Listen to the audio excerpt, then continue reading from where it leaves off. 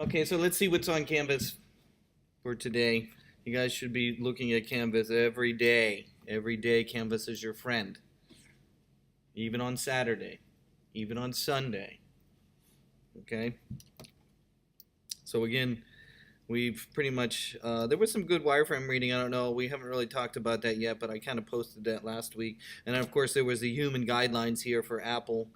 You should, basically go over that. One of the things we're going to start talking about as well would be the Android material design. So you should probably know a little bit of the difference between how Apple encouraged you to build an app, and especially the video that you saw. Did you guys watch the video finally?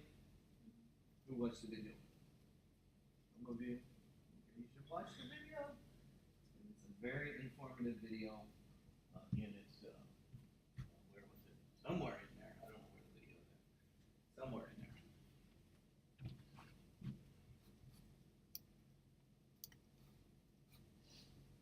This one. You're supposed to comment on it too, right? I think you're supposed to comment on the video. Look, it's part of your assignment. Watch the video and comment. I don't know what the comments were. There, look. Okay, you're supposed to comment as well. See?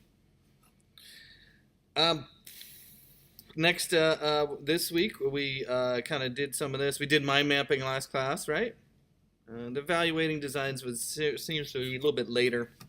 I did have adding fonts, but you probably already know how to do that. If you don't know how to do that, you can read that. Today we'll do a persona talk, but first let's look at this metaphors and design. If you can, there's some reading here. You should understand,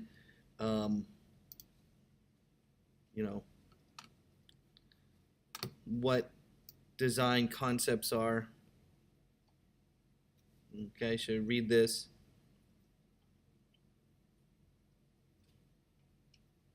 Do I make icons that do what they look like, right? That's sort of what they're talking about here, okay? Or do I do something that's more abstract? So you should read that. And then this one's this one's the flat design. So you should sort of know what flat design is and what is flat design. You should read this as well. Both Apple and Android have been going more towards flat design. Of course, Android is very integrated into this kind of look, flat design look, and colors. And I would like to talk about that a little bit later in this class. So you should look at that. That was on the very last link.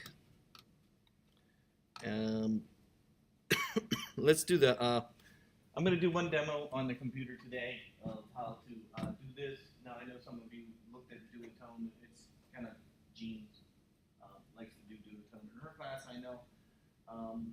What I'm going to do is look at the colors.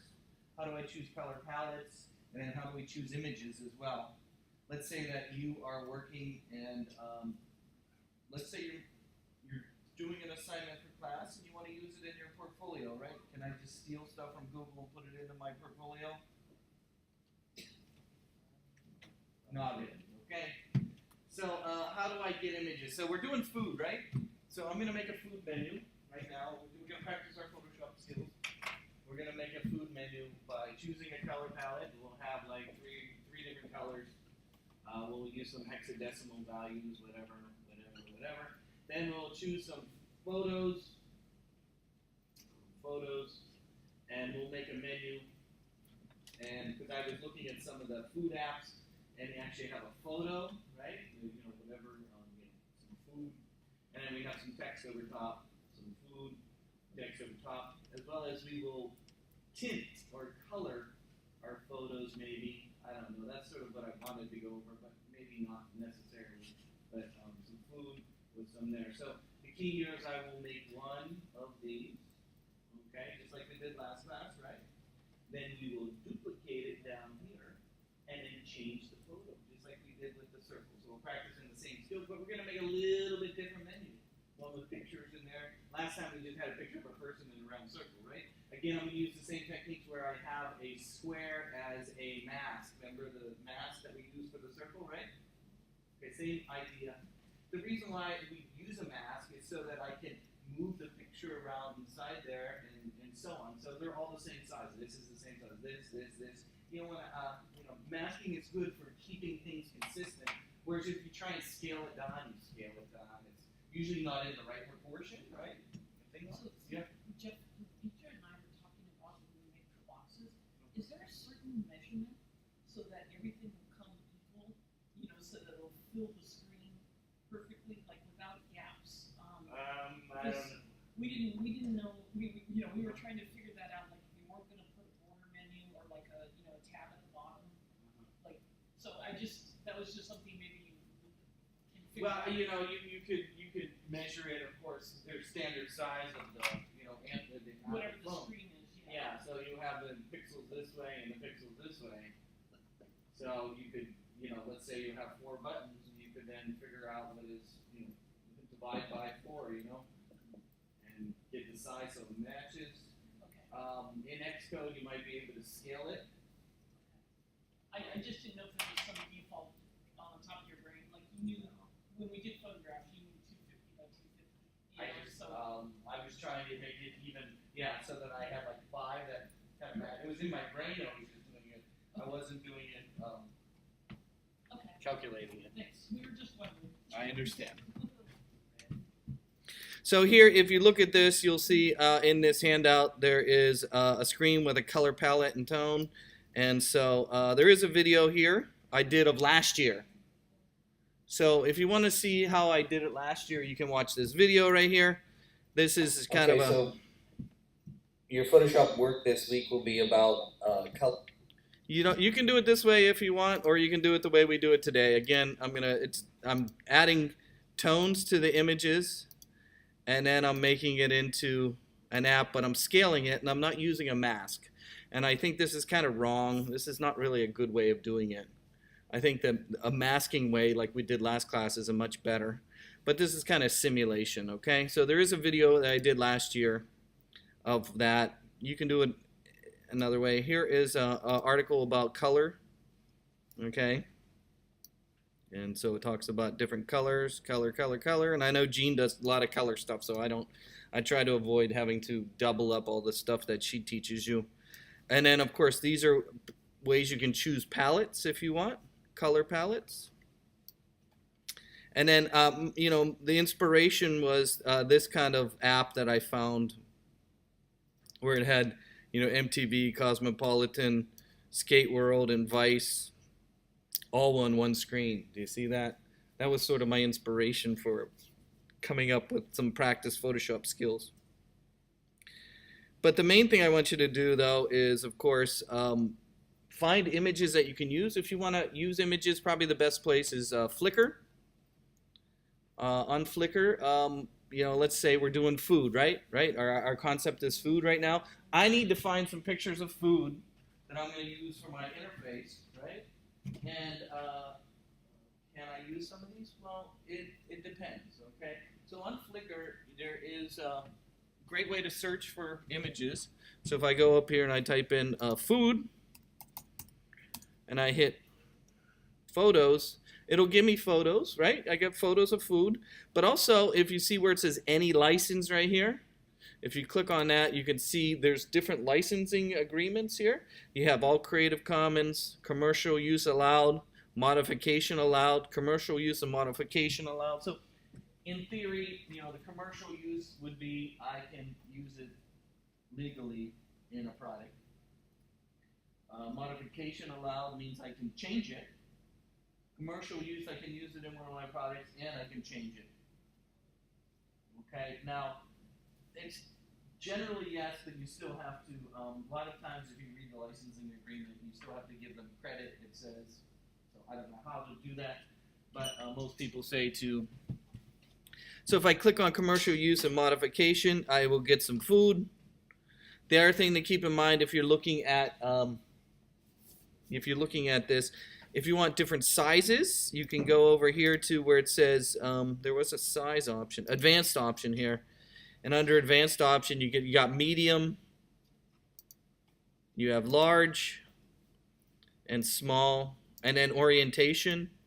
You can turn off orientation like that, and so you can get food. And so I chose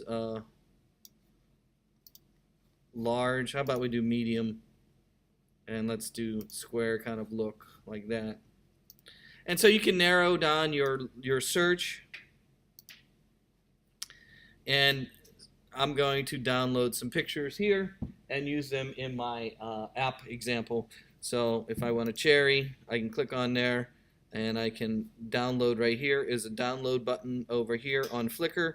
And if you click on there, it'll ask you what size you want to download of this image.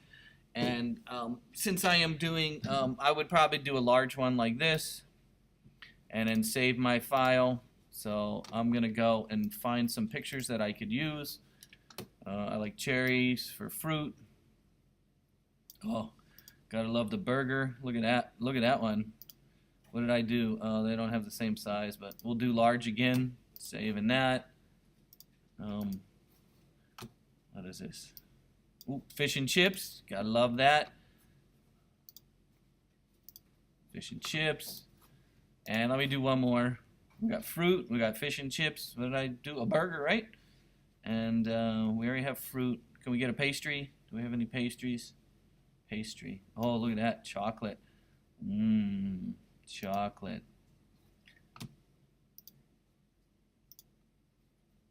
Okay, so I downloaded 4 pictures. And I'm going to go and do the example that I drew on the board.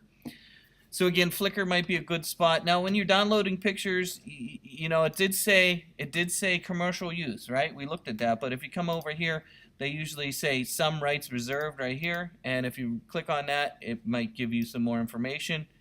Are you free to share, copy, redistribute the material in any medium or format, remix, transform, and build upon the material?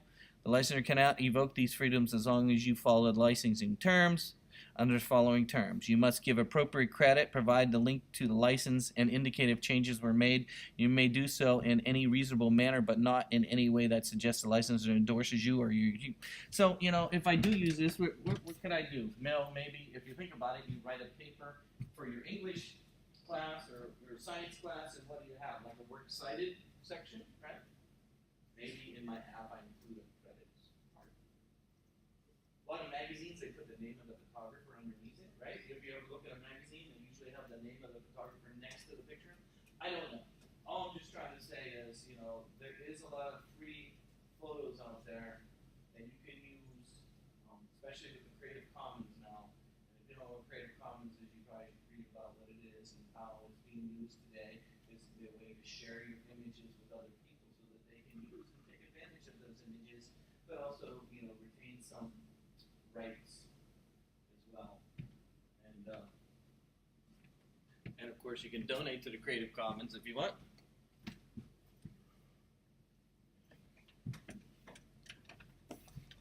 So I downloaded some pictures. Let me get to Photoshop. This is Photoshop. I know Photoshop is what we've been using, but next week I'm going to start looking at a different piece of software we have on these computers called Sketch. It's a Mac only kind of thing. It works just like Photoshop pretty much, but it has a lot of advantages, and we will look at it. But the way we do the masking here in Photoshop is the same way you do it in Sketch. Okay? So the same concept. So let's try and build an interface in Photoshop. So again, you should be practicing these applications every day. You don't want to watch the 49ers win or lose, because they're not going to win anyways. They're going to lose anyways. You might want to watch the Raiders, but you know, Sunday you could be using Photoshop and learning Photoshop, right? Okay, good. So again, in Photoshop you do have all the options under File, New, and of course you have Mobile option right here, and you have all the different sizes, and you can target a specific size. I know once we get to the app design next semester, you can make a universal one. So you're designing an interface that is morphable for each device. So in this case, let's say I want to do, I like the iPhone 6 Plus. It's a good standard one. You'll notice it's 1242 by 2200 208 pixels at 72 ppi. And if you don't know what the 72, it's basically the resolution. PPI stands for pixels per inch. And of course, when we talk about the printer over there, it's dots per inch, right? DPI. That's because that thing puts dots down. But what we're looking at the screen, of course, is pixels. So if I hit create, it'll give me my artboard, and you can make multiple artboards. So let's just say that I am working inside of Photoshop and I want to do maybe an intro screen and then a second screen, which would be the second screen that they would go to. I can do that as well as by using the Artboard tool. There is an Artboard tool somewhere. If I can find it. Nope. Where? And then they keep changing this Photoshop on me. They got too many menu items now.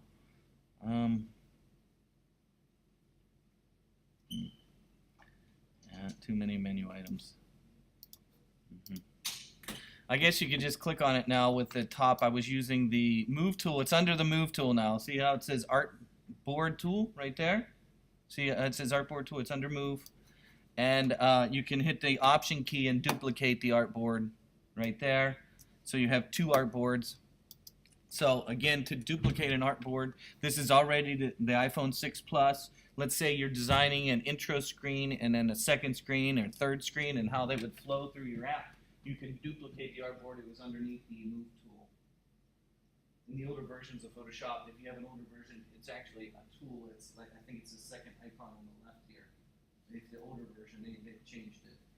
There's just too many tools. That's why they're stacking them all up underneath here. I don't know. Just keep in mind you can make all, and you can name your artboard if you want to name your artboard. There is an artboard pop-up window inside of Photoshop. I think so. No. I thought there was a. Oh, I guess you can name it in the layers window. Here, see the layers window? This would be screen 2, and this could be screen 1. Oops, screen. There we go. So you get the idea. Okay, so let's just talk about, I'm going to use screen 1. I'm going to work on this artboard here. I'm going to open up one of my pictures, of course. I have some pictures that are in my downloads folder. And these are the pictures of food. I'm going to open those up. So here's the food that I downloaded. So I have both all the food as well as the artboards in there as well. If you want, you can either copy and paste. I'm going to start with a piece of food. Let me start with one right here. Oh no, not that. Oh, not that. Oh, I like my cherry. Okay, so how do I get my cherry onto here? I think one way we did it last time was using place. Didn't we use place embed, right? Didn't we use that when we were bringing in the pictures? Another way is if you open it up, of course, inside of Photoshop, like I have it already open in Photoshop, I can copy and paste. To copy and paste from one document to another, easiest way is to select all, which is Command A on the keyboard. Command A gets you your marching ants. Command C gets us our copy. I can go over to my document and I can hit Command V to paste, and it pastes my fruit. And of course, since I have Show Transform Tool selected, I can scale it down a little bit. So I'm going to scale it down a little bit, and I'm going to move it up. So this will be one of my menu items. Okay, but you'll notice, and then when you're done scaling or doing anything, make sure you hit the Move tool. It'll make it apply it. Okay, so again, Move tool. So I want to make this into a button, or not a button, but a menu, like a menu item, like I drew on the board. So this is going to be my first menu item at the top here. So what I'm going to do is I'm going to crop it using a mask, like we did last time, and then I will duplicate it just like we did with the picture of the person. Okay, so again, to make a mask is I use the shape, the basic rectangle tool. It's this one right here, rectangle tool. And I'm going to double click on the screen, and it gives me dimensions. Okay, this is what you were asking me, can I make specific sizes? So in this case, again, you don't drag with the tool, you can actually type in the dimensions. So I forget what the size was. What was the size of the? I should have wrote it down. Does anybody remember the app size? Oh, the pictures last time were 250 by 250. No, but that was for just the thing. I want to go all the way across the screen, and then here let's remember. Here we go. Look at the artboard. Yeah. Oh, I guess we could look at the artboard. I was gonna go here to what? This is. Well, I should write things down. You should write. You should have a pen and paper in front of you as you're working here. Oh. You guys gonna remember all that. It's what, 1242 by 2208, right? You see that? 1242 by 22. So again, I'm going to make a rectangle for a mask right here using this rectangle, vector rectangle. If I click on the screen, not dragging, it allows me to make a, so what would 1242 divided by, or no, 220, so the width is going to be 1242 basically. If you want to go all the way to the edge, 1242. Now, there is kind of a, in the app design program, they do have margins around the outside, just like a web page as well, but I'm not going to worry about that right now. And then, of course, what's 2208 divided by 4? If I have 4 buttons, I want them to go all the way up and down, what would that be? Nobody's a math person here. I don't have a calculator.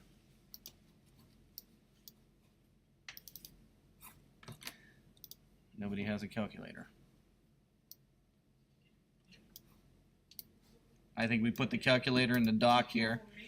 What was it? 22 what? Wait, 2208. 08 divided by 4 equals 552. 552. So if I have 5, so again, my rectangle in Photoshop will be 552 high. And I hit OK. I'm going to take that and drag it over top of my fruit, right? And then to do the mask was what? Do you remember how we did it? I think we had the rectangle on the bottom, right? And we clicked on this and we went to create clipping mask. Do you remember that? And it cropped it like that. Do you remember doing that? This is the one. You go clipping mask right here. Now it says release.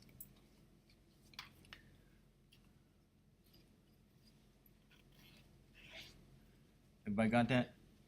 Clipping mask? We? And so again, it was, remember we did this last class. And to move them together, we can select both of them and we can move them together. I'm going to put them at the top up here. And then I'm going to put some text over top. I'm going to zoom in, put some text over the top. So we have a beautiful photo here. Beautiful photo.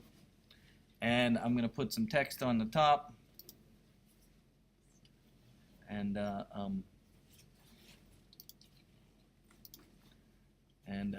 of course we want to change the font to something nice. We want to use, we don't have the San Francisco on here, do we? We need to get the San Francisco on here.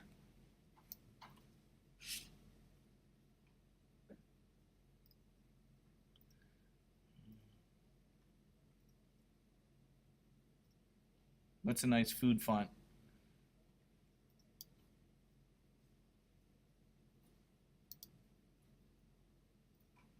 Ooh, there we go. What is this? Fruit? Fruit? Fruity. Fruits.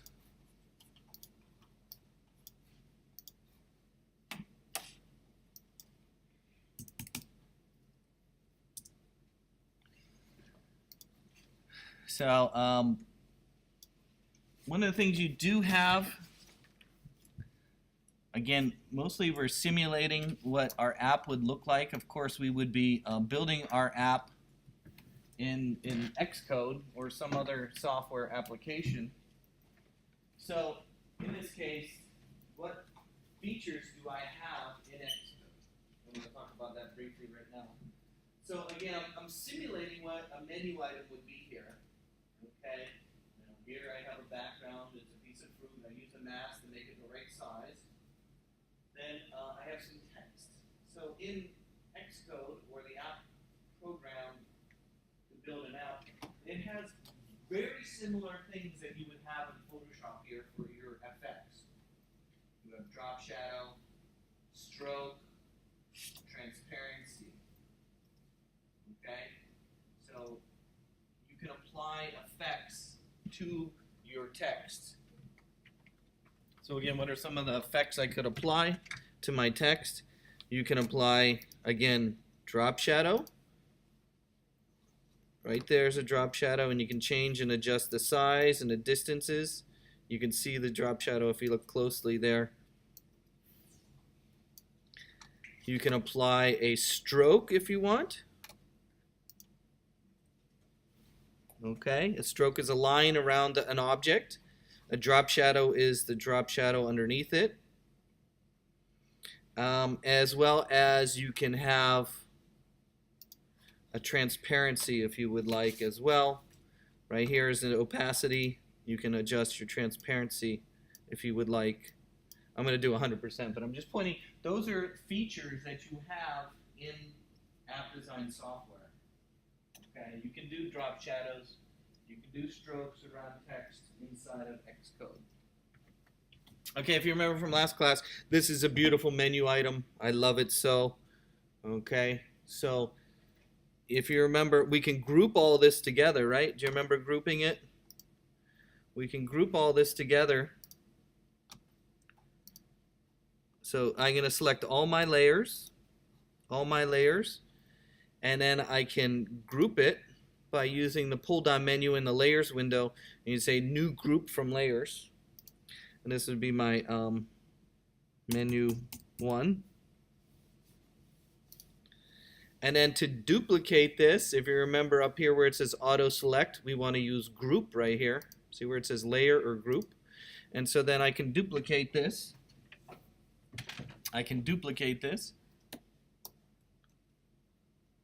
And then I can scroll down and I can duplicate it again.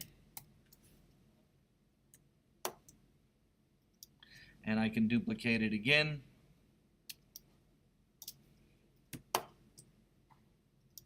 And then I can change my picture. So again, the first one was fruit, right? Next one, let's do a burger. So again, Command A selects all.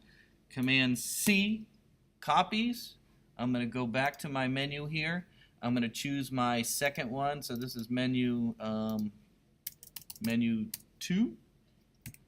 And then this would be menu 3. And then this would be menu 4. And I want to paste that photo right in here. So you remember I copied it from, I went over here, I found the document. Command A is select all. Command C is copy. I'm going to go back. Now, before I paste it, I'm going to make sure I choose which. I'm going to menu 2. I want it to be right there. I'm going to kind of put it in the layer right above the rectangle here. So if I click on the rectangle right here, see how I have the rectangle selected, which is the mask, and I hit paste, Command V, it'll put it right above there, and then I just need to get rid of the fruit and delete that, and I should have my burger in there. Now the burger's not kind of organized there, is it? I can't see the burger, but how can I do that? Well, I can scale it kind of smaller if I want, and then I can move it around in there if I want. So the reason why we're using the mask is so that you can be flexible about the window and having the content in there. Did you notice that? I copied, I pasted it above the rectangle of number 2. I got rid of the fruit picture that was there, and I kind of put this right above the rectangle, and then I moved it around inside that mask so it fits. And of course, it's not fruit. What are we going to put? What would the title be for this one? Burger or fast food, maybe? I don't know. And hit apply, and then so our text would be fast food. No, burger. How about we put burger? I like burger better. How about burger? Okay, so we have a nice burger there. And then the next one, again, I'm going to go to find another picture. We already did fruit. What else do we have? Oh, we got our beautiful fish and chips. Woo. To select all is what? Command A on the keyboard to copy. Command C go over to our document. Again, I'm going to go to menu number 3. Click on the rectangle. Click on the rectangle itself under menu 3 on the rectangle and paste. Command V. And then of course get rid of the fruit. We don't need that. You delete that, and then you can scale your fish and chips down into the window there. And then we could call, and then make sure you hit the move tool to make it apply. And then what are we making here? This is fish and chips. That fish and chips. How about that? And last one. Again, I got one more to make. I'm gonna go to menu 4. I'm gonna find my last. Oh, there it is. Chocolate. Command A on the keyboard. Command C to copy. Go over to my document. Remember, I have menu 4 right here. I'm going to click on the rectangle for the mask, and I paste. Command V.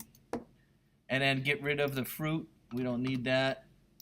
Get rid of the fruit. And then, of course, it's not lined up, so you might have to move it around. I'm going to move it down a little bit here. Let's move it. There's my cookie in my window here. Let's shrink it down a little bit.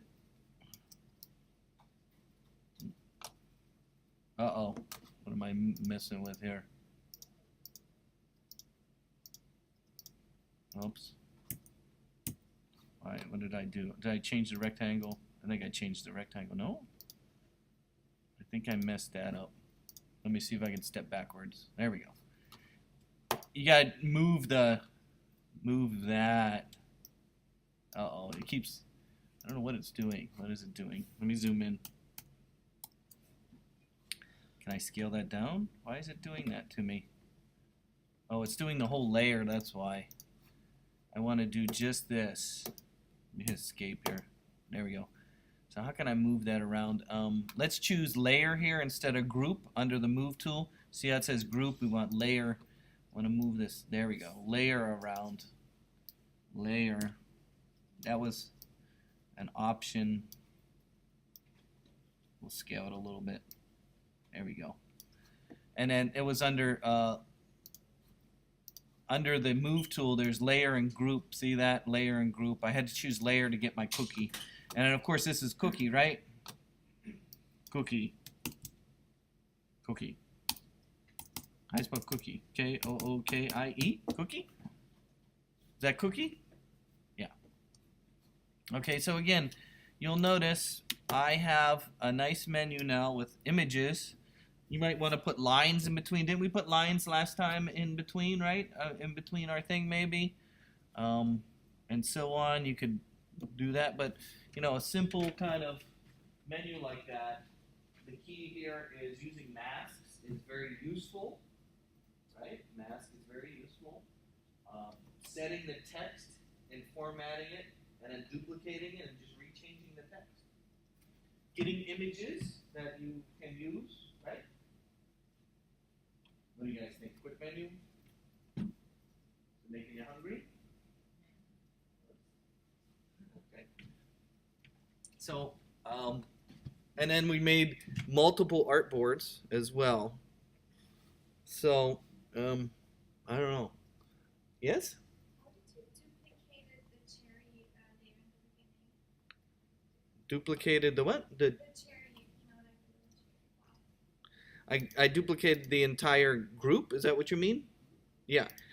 Make sure you put everything in a folder, right? I have my rectangle, my cherry, and my text in one folder. Again, to make the folder is here, group from layers after I selected them.